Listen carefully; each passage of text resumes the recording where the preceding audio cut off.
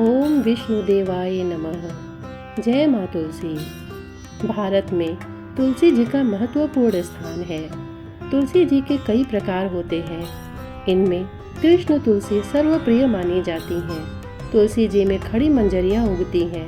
इन मंजरियों में छोटे छोटे फूल होते हैं। देव और दानवों द्वारा किए गए समुद्र मंथन के समय जो अमृत धरती पर छलका, उसी से तुलसी की उत्पत्ति हुई। ब्रह्मदेव ने उसे भगवान विष्णु को सौंपा।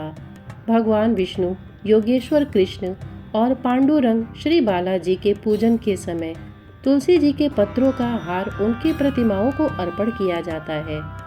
तुलसी का प्रतिदिन दर्शन करना पाप नाशक समझा जाता है तथा पूजन करना मोक्षदायक। देव पूजा और श्राद्ध कर्म में तुलसी आवश्यक है। तुलसी पत्र से पूजा करने से व्रत, यज्ञ, जप, होम, हवन करने का पुण्य प्राप्त होता है। कहते हैं भगवान श्री कृष्ण को तुलसी अत्यंत प्रिय है। स्वर्ण, रत्न, मोती से बने पुष्प यदि श्री कृष्ण को चढ़ाए जाए तो भी तुलसी पत्र के बिना वे अधूरे हैं। श्री कृष्ण अथवा विष्णु जी तुलसी पत्र से प्रोक्षण किए बिना नैवेद्य स्वीकार नहीं करते। कार्तिक मास में विष्णु भगवान का तुलसी दल से पूजन करने का महात्म्य अवर्णनीय है। तुलसी विवाह से कन्यादान के बराबर पुण्य मिलता है। साथ ही घर में श्री संपदा, वैभव, मंगल विराजते हैं। आइए सुनते हैं माँ तुलसी जी की कथा। तुलसी पूर्व जन्म में एक लड़की थी जिसका नाम वृंदा था। राक्षस कुल में उसका जन्म हुआ था। बचपन से ही भगवान विष्णु की भक्त थी। बड़े ही प्रेम से भगवान की सेवा पूजा किया करती थी। जब वह बड़ी हुई तो उनका विवाह राक्षस कुल में दानव राज जलंधर से हो गया। जलंधर समुद्र से उत्पन्न हुआ था। वृंदा बड़ी ही पतिव्रता स्त्री थी।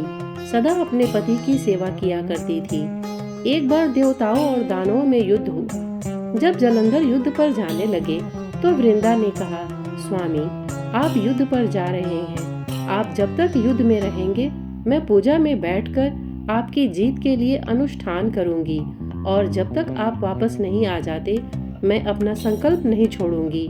जलंधर तो युद्ध में चले गए और वृंदा व्रत का संकल्प लेकर पूजा में बैठ गई। उनके व्रत के प्रभाव से देवता भी जलंधर को न जीत सके। सारे देवता जब हारने लगे तो विष्णु जी के पास गए।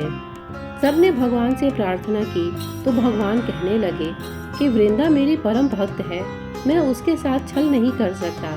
फिर देवता बोले, भगवान, दूसरा कोई उपाय भी तो नहीं है, अब आप ही हमारी मदद कर सकते हैं। भगवान ने जलंधर का ही रूप रखा और वृंदा के महल में पहुंच गए।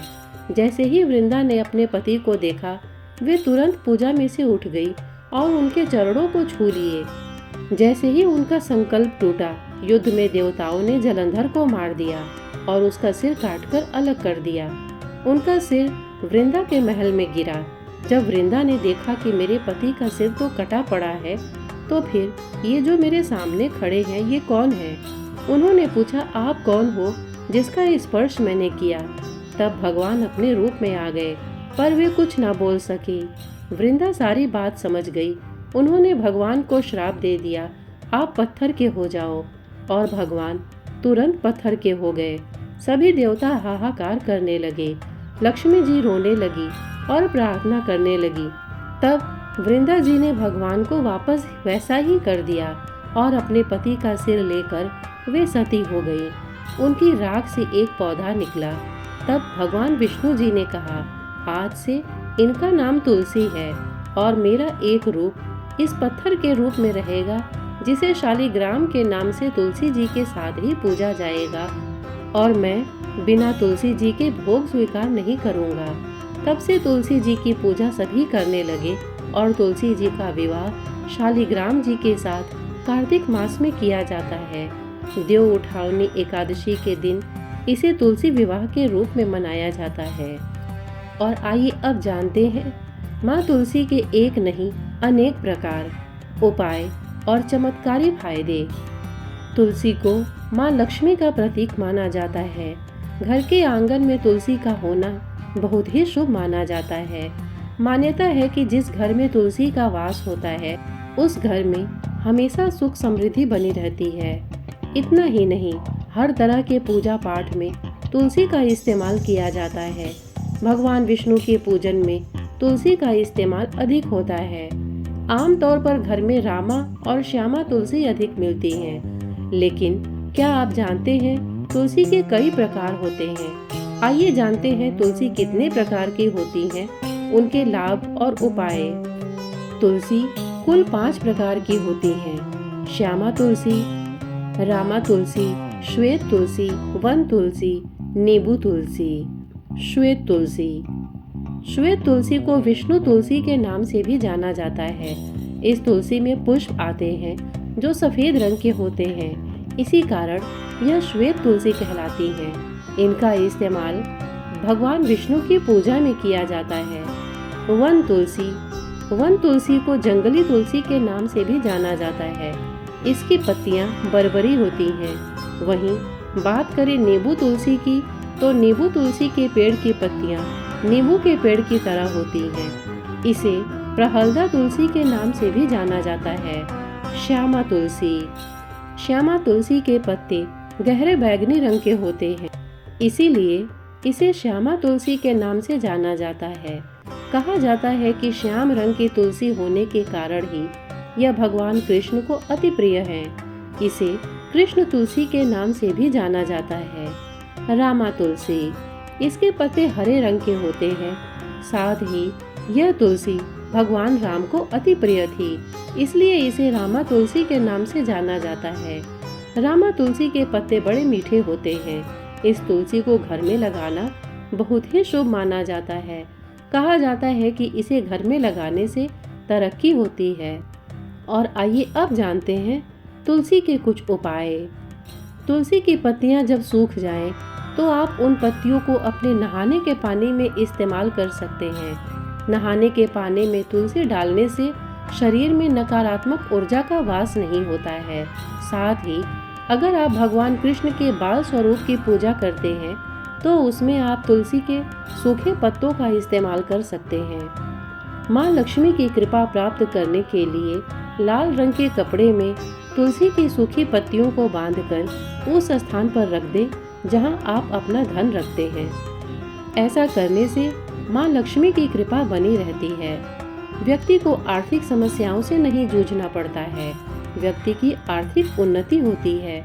सुबह उठकर तुलसी माँ से हाथ जोड़कर माफी मांग ले और फिर 11 पत्ते तोड़कर उन्हें उस बर्तन में रख दे जहां आप अपना आटा रखते हैं।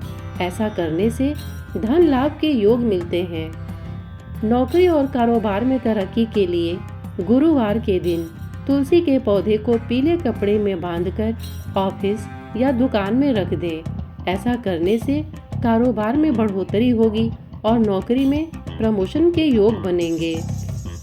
आइए अब जानते हैं तुलसी के पौधे अगर मुरझा रहे हों तो उनको बचाने के कुछ खास नियम। उचित दिशा में रखें तुलसी का पौधा। तुलसी के पौधे को ईशान या आग्नेय कोण में रखें। तुलसी के पौधे को हमेशा एक कोने में साफ जगह पर रखें। मौसम की मार से बचाएं। तुलसी का पौधा तेज धूप में मुरझा जाता है, उसे हल्की गुनगुनी धूप में ही रखें। तुलसी के पौधे को मौसम की मार से भी बचा कर रखना चाहिए। ज्यादा ठंड या गर्मी से तुलसी समाप्त हो जाती, इसलिए ठंड में तुलसी माता के आसपास कपड़े या कांच का कवर लगाया जा सकता है। तेज बारिश में भी तुलसी को बचा कर रखें। उचित मात्रा में जल। तुलसी को यदि ज्यादा जल अर्पित किया तो उसकी जड़ें गल जाएंगी और कम किया तो वह सूख जाएगा। तुलसी माता को नाम मात्र का जल अर्पित करें। वैसे यदि एक दिन छोड़कर भी आप पानी अर्पण करेंगे तो चलेगा। बारिश में तो सप्ताह में 2 बार ही डालें। रविवार और एकादशी के दिन तुलसी महारानी ठाकुर जी के लिए व्रत रखती हैं। वह केवल इन्हीं 2 दिनों विश्राम करती और निद्रा लेती हैं। मंजरियों को करें अलग। समय समय पर तुलसी की मंजरियों को तोड़कर तुलसी से अलग करते रहें, अन्यथा तुलसी बीमार होकर सूख जाएंगी। कहते हैं कि जब तक यह मंजरियां तुलसी माता के शीश पर रहती हैं, तब तक वह घोर कष्ट में रहती हैं।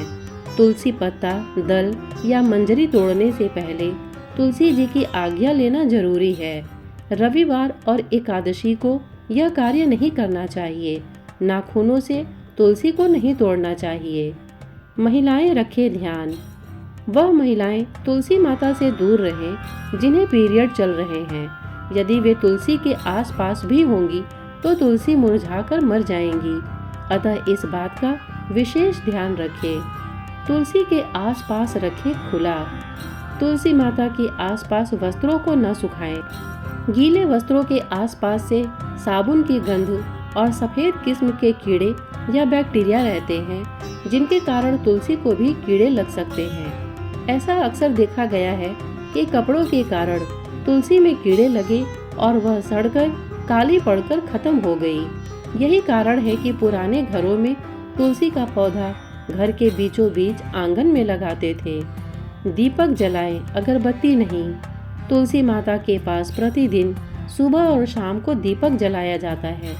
यदि आप अगरबत्ती जला रहे हैं तो यह जान ले कि धुआं कहीं हानिकारक तो नहीं है। उचित दूरी पर ही अगरबत्ती लगाएं। साफ और काली मिट्टी। तुलसी के पौधे के लिए बाजार से साफ और काली मिट्टी को लेकर आए और समय समय पर मिट्टी की सफाई करते रहें और उसमें गोबर का पाउडर डालें। उचित पौधा हो आसपास।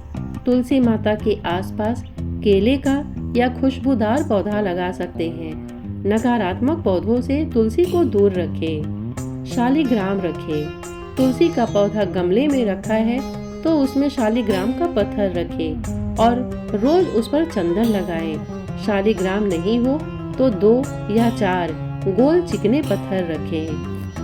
श्रोतागण, प्रस्तुत जानकारी आपको कैसी लगी हमें कमेंट करके अवश्य बताइएगा। साथ ही इतने धैर्य से इसे सुनने के लिए आपने अपना बहुमूल्य समय दिया, इसके लिए आपका बहुत बहुत धन्यवाद। नमस्कार।